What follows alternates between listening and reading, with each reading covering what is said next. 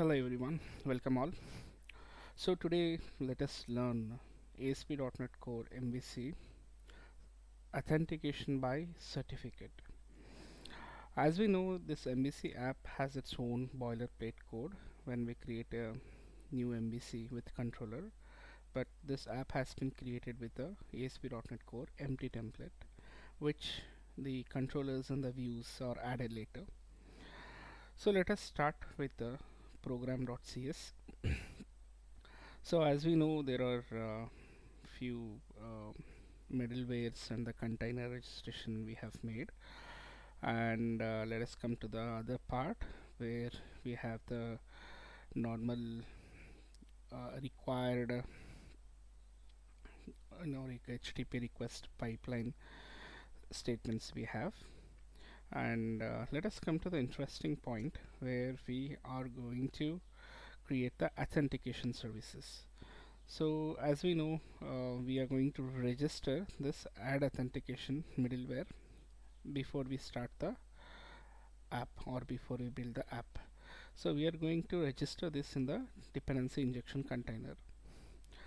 So now add authentication is the method where it calls what type of authentication we are really going to register. So in my case here it is certificate authentication defaults. So it could be JWT authentication defaults, or it could be cookie based authentication defaults. So there are different authentication schemes as we know. And let us dig into the line by line how we can configure this authentication scheme with the certificate. So initially this adds the authentication services to the ASP.NET Core dependency injection container, and also it configures the app to use the certificate authentication as default scheme. So this is our default scheme. So later, once we add the add certificate, it extends the authentication setup to include the certificate authentication. And in the first line of the configuration of certificate, we have certificate types, means we need to specify types of certificates the app will accept. In this case, it's gonna be all. If not all, what are the other different types of certificates we have? So if we say, if we delete, we have two more types of certificates. One is the self-signed and chained certificate. So what when we see this, when we give dot, so we can see there are two other things. So let us keep it all for time being. So when we see what exactly is the self-signed and a chained certificate. So basically, when we see certificates are essential for securing communication over the internet, and understanding between the self-signed and the chained certificates are somewhat crucial whenever we use it. What is a self-signed certificate? A self-signed certificate is a certificate that is signed by the same entity, means whose identity is certified. It is not signed by a publicly trusted certificate authority, what we call CA. So let me say signed certificate is nothing but a certificate which is signed by the same authority whose identity it certifies. Okay, so we can say what are the different characteristics of signed certificate. There should be an issuer and the subject. We need to say both issuer and the subject should be same, who has issued that certificate and what is the subject name. So we are going to use that one in the controller anyway in a few minutes. And trust, not inherently trusted by browsers or operating system, because it lacks a chain of trust to a trusted root CA. Means when we say the trust is nothing but here it is a self-signed. It means that it is a self-signed certificate where there is no lack of chain of trust, because it's not a chain certificate. Okay, it's a self-signed certificate. So when we use this self-signed in case of our development phase or testing phase, so we're gonna use the self-signed certificate. So if not in production, what are the different types of applications we are going to use? So we can use a third party certificate or a chain certificate in the production. So what is a chain certificate then? So chain certificate is a part of the certificate where the validity of a certification is established through a series of trust relationships, as I mentioned. So when we give this chain certificate, there will be a validity has to be mentioned in a series, like we can declare that certificate with some validity. So when we say what are the different where we gonna use a chain certificate? So whenever we are developing any application which is over the internet or public facing. So public facing websites or the application. So in such a case, we are going to use the use cases.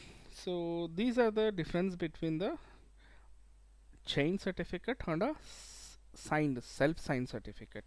So let us get to the what we can say our next line. So in here we have used the revocation mode. So what exactly is a revocation mode? Why do we need this? Actually, this will determine how certificate revocation is checked. I mean, if there is no check or check, what exactly it is going to have. So here in my case, if I want to revoke the certificate, then in case there is no check, it means it disables the revocation checking for certificate. So useful scenarios where revocation lists are unavailable or necessary. So whenever we use this no check, right, so it disables the revocation checking for certificates.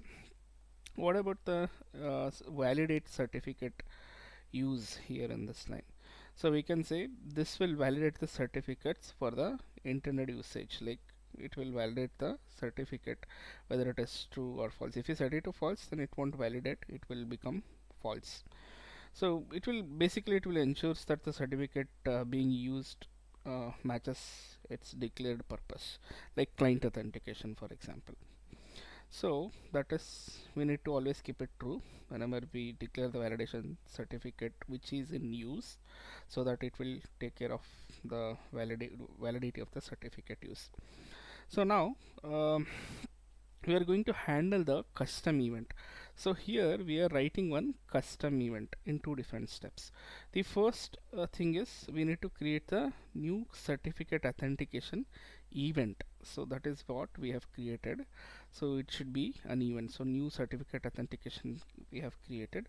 This will basically allows the it will handles the custom events during the certificate authentication life cycle. We say this is a life cycle, means the moment when the request comes in until the request will be served with a response. So until that wherever we are going to use this authentication, so that is one life cycle for a request. Here it specifies the event for custom certificate validation logic. So here it will basically what happens, we need to validate with the certificate. So now let us see whether the certificate, how the certificate is to be validated. So this event is triggered after a certificate is validated. Okay, so you can perform additional validation logic always, like we can give we can give always the authentication service, and then we can validate that one. So if context client certificate is not null, it means that checks if the client certificate was provided during the request when it comes to the pipeline. And this is very important one where we are going to retrieve the thumbprint of the provided certificate.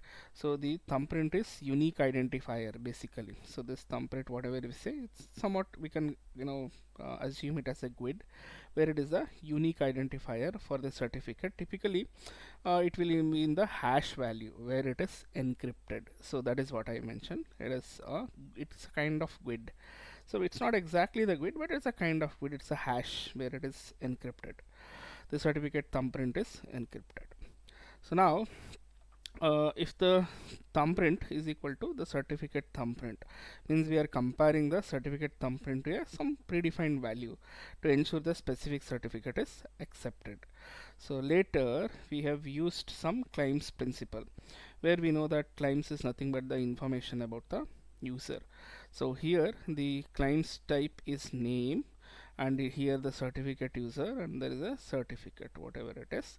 If it is there, then we are going to create a new claim. If it is not there, then we're going to create a fail. So here context.fail is the one which will provide the error value. Since this is an event, so when we see, basically we are manually giving the extra functionality with the validation. So but basically it is triggering an event, and hence we are returning a task here. So that is the meaning of this entire add authentication program. Okay, so this is basic, it's a very bare minimum code for the user. So we know that, let's go into the controller. So here I have commented few lines. We know that the controller is home controller, which has the HTTP get value as index, and then we are going to have the index method. So there are two conditions here. So if we uncomment this and comment this one, so that will serve as a basic authentication. If the certificate is present, then it will serve this part of code. If the certificate is not present, if you see here in this commented out line, I am trying to drag the client certificate here. Okay, how do we get this client certificate? So that is important stuff. As we are going to see, we are going to go to run, and then just give the cert mgr.msc, so that it will take you to the certificate manager. So like this, and here in the certificate manager, make sure this is in the current user, and go to the personal and certificate. So here I have already created the client certificate. So how exactly we need to create a client certificate? There are different ways of creating the client certificate, where I'm going to create using the PowerShell in my case. So if you see, I have few commands to be written, but anyway,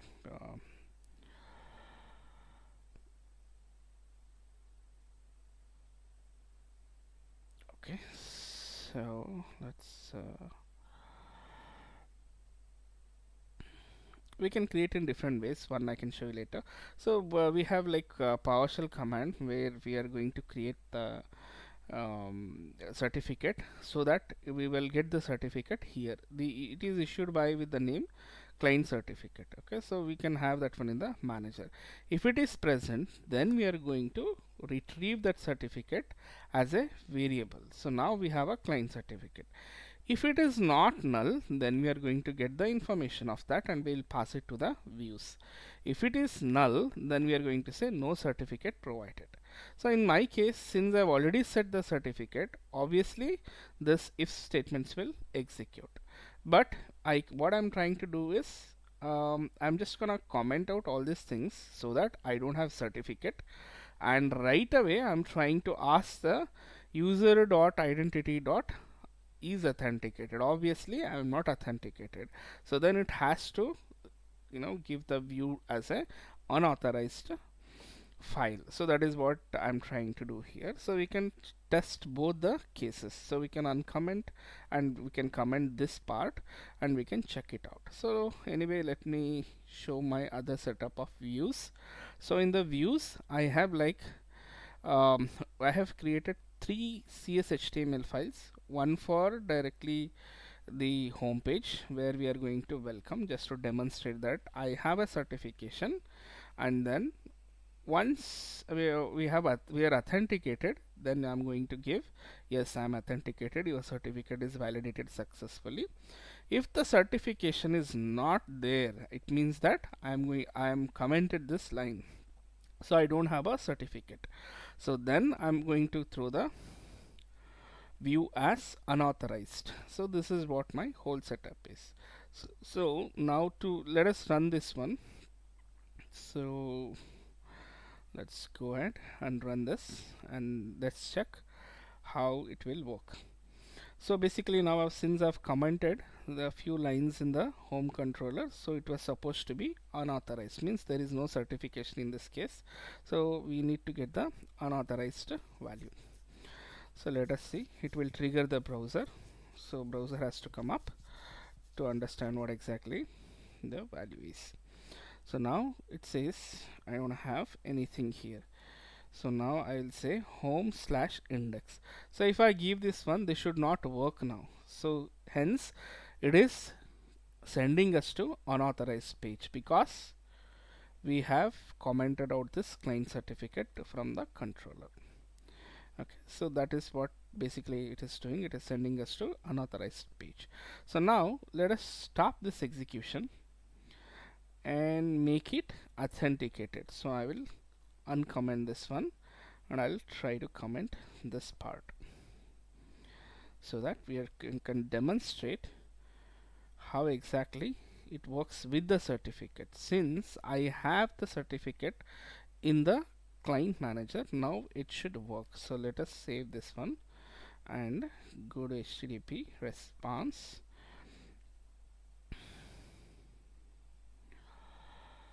So now if I hit the same path, see, now we can say our welcome page has been displayed. Welcome to home page. You have been authenticated with the certificate. It means that it is working fine with the certificate. In case we have this code, but still I have some null value stored here.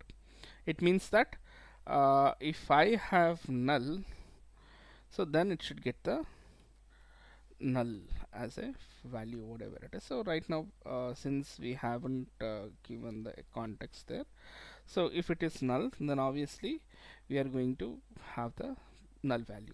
In that case, then it will throw this no certificate provided. But anyway, we have already have the certificate in the certificate manager. It will obviously get the certificate thumbprint and all the data which is required and through the view.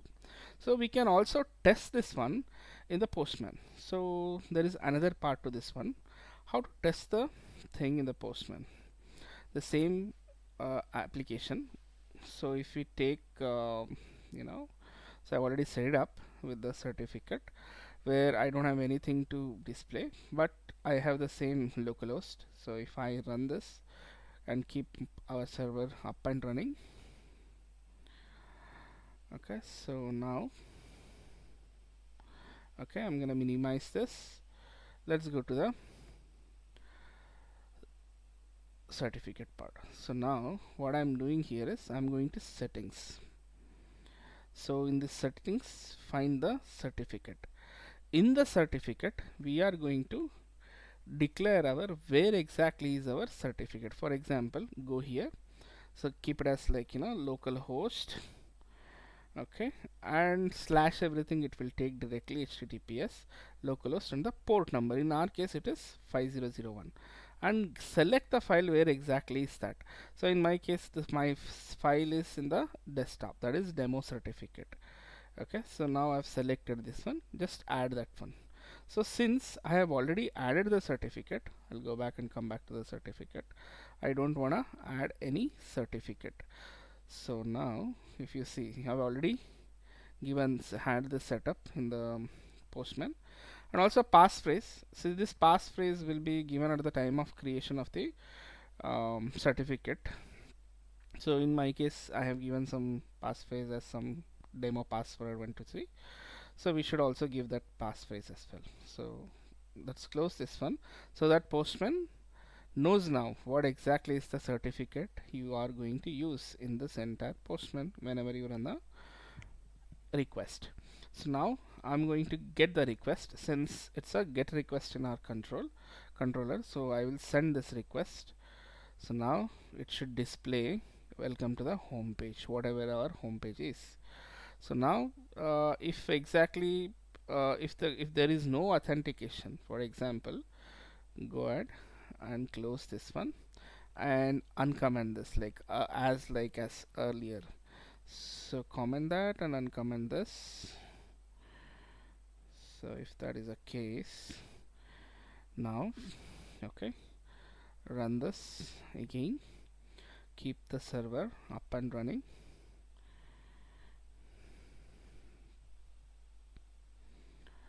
Okay, we'll minimize, go to Postman, and now let's try to hit this one, whether it will work or not.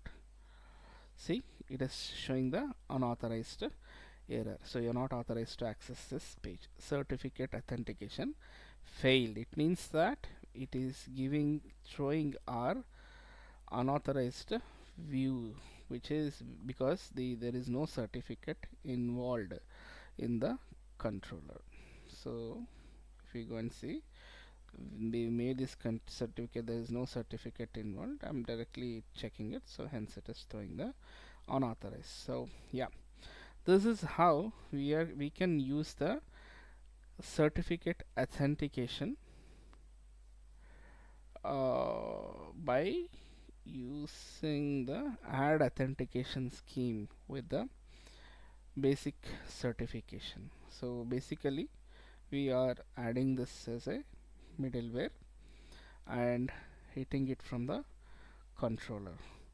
So, and again we are through the respective views whenever we are going to have authentication or doesn't have authentication. So we also have to set up our app settings. So where I'm running this in the local, hence I'm taking a Kestrel. So Kestrel HTTPS, and this is a path where my certificate is present and my password. Normally in the production apps, as we know, we are not going to keep our password in any of the app settings.json. Instead, this will be kept in the server, either in the cloud or in any IaaS servers which are dedicated only for this application. So now we can say we have successfully built an authentication based on certificate. Thank you.